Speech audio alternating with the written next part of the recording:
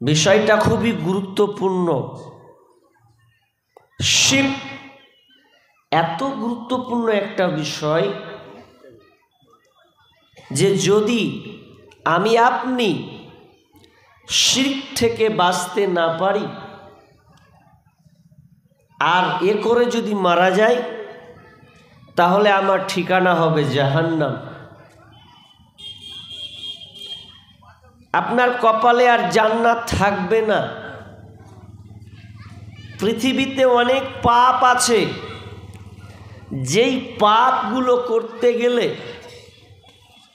আল্লাহ আপনাকে দয়ার মেহেরবানিতে আপনাকে জান্নাত দিয়ে দিতে পারে, দিয়ে দিবেন, কিন্তু এমন একটা পাপ, পৃথিবীতে বড় দুটা মারাত্মক পাপ রয়েছে, তার মধ্যে একটার নাম হচ্ছে শিরক।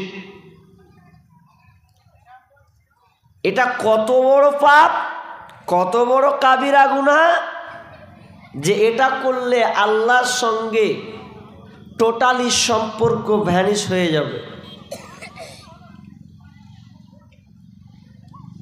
আল্লাহ আর ওকে পছন্দ করবে না।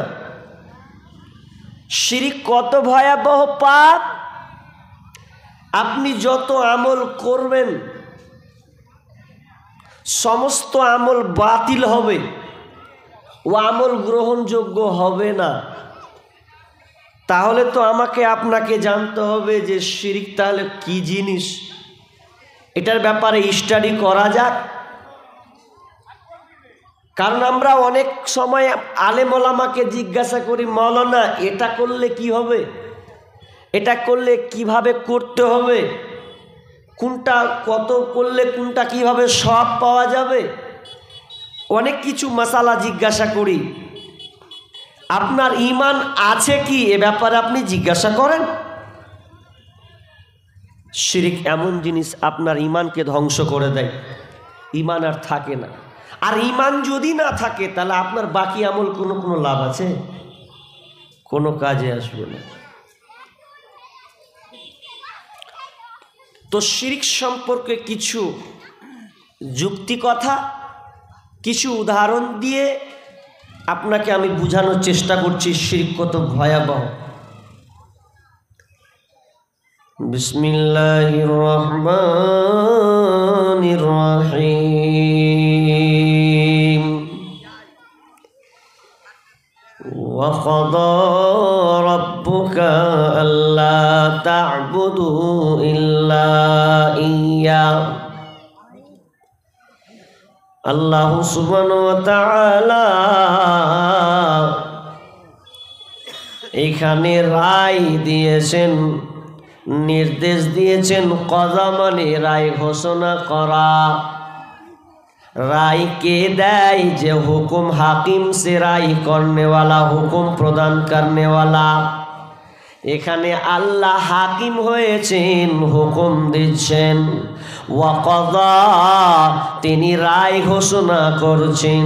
এটা কার রায়? তো এটা পৃথিবীর কারো রায় নয়, এটা এমন একজন যিনি রায় দিয়েছেন, তিনি আমাদের স্রষ্টা। আমার আল্লাহ বলেন ওয়া ক্বাদা রাব্বুকা, আমার আল্লাহ রায় দিচ্ছেন রবের ব্যাপারে, তার নিজের ব্যাপারে প্রথমে ঘোষণা করছেন। আর যখন ঘোষণা করে দেওয়া হলো, প্রত্যেক মুসলিমকে এ রায়টা মেনে নিতে হবে। কারণ জানেন, যদি আল্লাহর আইন না মানেন তাহলে আপনার পৃথিবীতে বাঁচার কোনো অধিকার নাই। কি হিসাবে বাঁচবেন গো? যে আল্লাহ আপনাকে বানিয়েছেন তার রায় যদি আপনি না মানবেন তো বেঁচে থেকে লাভ কি? বন্ধু আমার, রায়টা কত দামি জিনিস হয়। আপনি দুনিয়াতে বসবাস করতে গিয়ে, আপনি কেস আদালতে গিয়ে আপনি কেস নড়ে বসেন। কেসের জন্য আপনি কোর্টে যান, ফায়সালা করার জন্য কোর্টে যান। যদি আপনার কিনে বিচার লয়, আপনাকে ফায়সালা দেয়, আর ওই ফায়সালা রায় ঘোষণা যদি আপনাকে মানতে ভালো না লাগে, পৃথিবীতে একটা নিয়ম আছে যে আপনার রায়টা মানতে ভালো লাগলো না, তাহলে আপনি অ্যাপিল করতে পারবেন ম্যাজিস্ট্রেট কোর্টকে। ওই ম্যাজিস্ট্রেট কোর্টে যখন আপনি যখন অ্যাপিল করবেন, তখন যখন ম্যাজিস্ট্রেট কোর্ট থেকে যখন রায় ঘোষণা হবে, ওটা যদি মানতে না ভালো লাগে, তাহলে আপনি জজ কোর্টের কাছে যাবেন। জজ কোর্ট যখন আপনাকে রায় ঘোষণা দেয়, ওটা যদি বলেন না আমি এই রায়কে মানব না, তাহলে আপনি চলে যাবেন হাইকোর্ট। হাইকোর্টের রায় যখন দেওয়া হবে, যদি আপনি বলেন হাইকোর্টের আইনকে আমি মানতে পারলাম না, তাহলে আপনি চলে যান সুপ্রিম কোর্টের কাছে। সুপ্রিম কোর্ট যখন আপনাকে ফায়সালা দেবে, এটাই হবে আপনার ফাইনাল সিদ্ধান্ত। তার উপরে আর কোনো কোর্ট নাই, ভারতবর্ষের উপরে কোনো কোর্ট নাই। এবার যদি আপনি বলেন যে আমি সুপ্রিম কোর্টের আইনকে মানব না, তাহলে আপনাকে জেলে ভরে দিতে পারে, আপনার জনশুলি কাষ্টে ফাঁসি হয়ে যেতে পারে। তার কারণ এর উপরে কোনো রায় নাই। আর শেষ চূড়ান্তে যেটা রায় হবে, ওই রায়টা আপনাকে মেনে নিতে হবে। ঠিক তেমনি ভাবে আমার আল্লাহ রায় দিচ্ছেন, ওয়াকাদা, আমি রায় তোমাদের দিলাম, এই রায়টা তোমাদের মানতেই হবে। যদি না মানো রে পৃথিবীর মানুষ, আমার আল্লাহ অন্য জায়গায় বলেন, ইয়া মাশারাল জিন্নি ওয়াল ইনসি ইন ইসতাতাতুম আন তানফুযু মিন আকতারিস সামাওয়াতি ওয়াল আরদ ফানফুযু লা তানফুযুনা ইল্লা বিসুলতান। আমার আল্লাহ বলছেন, আমি আলাইসাল্লাহু বিআহকামিল হাকিমিন, আমি বড় বিচারকের বিচারক, আমি বড় হাকিম। আর যদি আমার আইনটা মানতে না ভালো লাগে, তাহলে তোরা আমার আসমান জমিন ছেড়ে তোরা চলে যা। তোরা দুনিয়াতে যেই কর, নামাজ পড়বো না আমার কোনো অসুবিধা নাই, রোজা রাখবি না এটা আমার কোনো যায় আসে না, চুরি করবি, বাটপারি করবি, বেঈমানি করবি, ছিনতাই করবি, লম্পটি করে বেড়াবি, যা ইচ্ছা তাই মন করগা, আমার আল্লাহর কোনো অসুবিধা নাই। তবে শুনলে আমার রায় যদি মানতে না ভালো লাগে, আমার কথাকে যদি মানতে না ভালো লাগে, তাহলে তোরা একটা কাজ কর, আমার পৃথিবী ছেড়ে অন্য কোথাও চলে যা, আওয়ারা হয়ে ঘুরগা, আমার পৃথিবী ছেড়ে দে, কিছু বলবো না। এটা কেমন কথা? আচ্ছা, আল্লাহর রাজত্ব ছেড়ে কোন জায়গা যাওয়া যাবে? পারবেন আপনি? না। কোথায় যাবেন? মঙ্গল গ্রহে যাবেন না চাঁদের দেশে যাবেন? আপনার কিনা মাটির নিচে যাবেন? কোথায় যাবেন? সবই তো আল্লাহর রাজত্ব। আপনি কোথাও আল্লাহর রাজত্ব থেকে বের হতে পারবেন না। যদি বের হতে না পারেন, তাহলে আপনাকে আল্লাহর রায়টা মেনে নিতে হবে।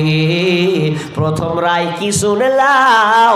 ওয়াকাদা রাব্বুকা আল্লা তা'বুদু ইল্লা ইয়া।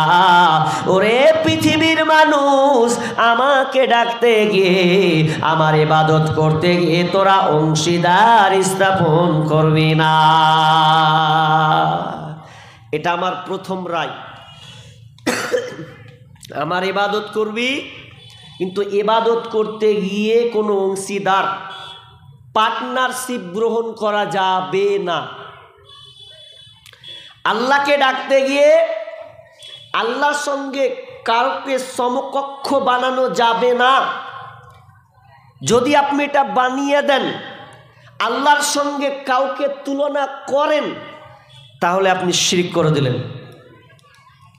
কারণ আল্লাহ একক, আল্লাহর ক্ষমতা এতটা যে দ্বিতীয় কারো সঙ্গে মিশ্রণ করা যাবে না। জানি না, সবাই জানি, কুল আল্লাহু আহাদ আল্লাহুস সামাদ, এই সূরাটা আমরা সবাই জানি। এটাখানে আল্লাহর পরিচয় আছে, তাহলে আল্লাহর সঙ্গে অংশীদার স্থাপন করা যাবে না। কেন কেন কেন? আপনাকে আমি একটা উদাহরণ দিয়ে দিই। আচ্ছা, আপনারা বিয়ে করেছেন, বিয়ে করে নতুন বিবাহ করেছেন।